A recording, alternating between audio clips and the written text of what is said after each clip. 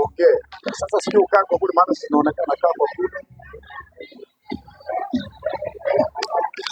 Weka hapa hapa hapa, wewe unaongelea hapa. Ukiongelea sauti maana inaenda kule. Okay. Unajua ni nani? Wewe. Bwana Yesu asifiwe, watakatifu wa Bwana. Ninawakaribisha katika sherehe yetu nzuri ambayo tulikuwa na sababu ya kumshukuru Mungu. Mungu ametusaidia tangu tulipoanza mwaka na Bwana. Tulikuwa na maombi ya kufunga siku 40 na maombi haya yalianza tarehe 6. Pamoja na kanisa nzima tumekuwepo na masaa na kumwomba Mungu ndani ya siku 40.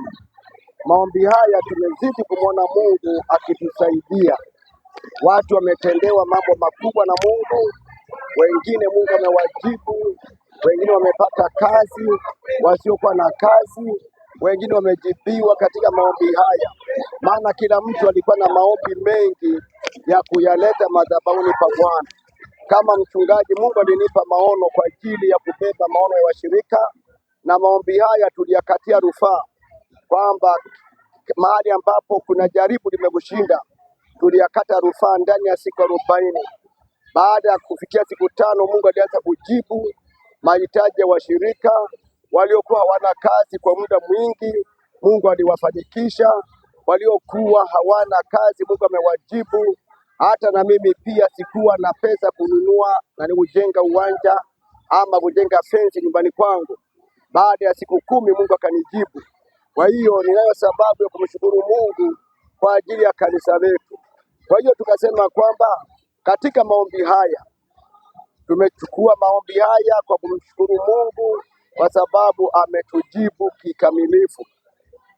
Na la pili, tukasema hakika ya kwamba tusiache kumshukuru Mungu, na leo ilikuwa ni siku ya kumshukuru Mungu.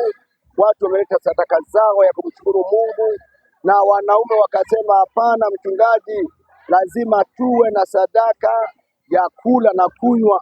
Ndio maana tukaalika marafiki, wamekuwepo hapa. Unavyotuona hapa, tunamshukuru Mungu kwa tendo hili, na washirika wetu wote pamoja na washirika na watoto, majirani, tumekuwepo nao hapa. Kwa hiyo ni jambo la kumshukuru Mungu kwa tendo aliyotutendea.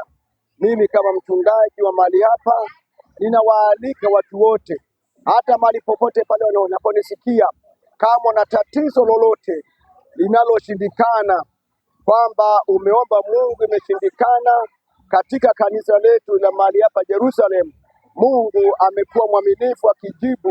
Nimeona ya kwamba nikiomba na watu wa Kilimanjaro, Mungu akiwajibu katika mahitaji yao mbalimbali.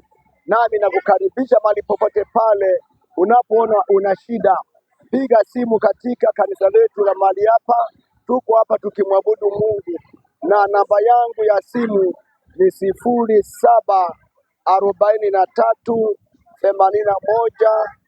0743810000 mwisho namba 4. Karibu mahali popote pale, tupigie. Mungu anajibu kila mahali. Baada ya kusema hayo, Mungu awabariki. Karibuni sana wachungaji kwenye sherehe nzuri ya kumshukuru Mungu. Amen.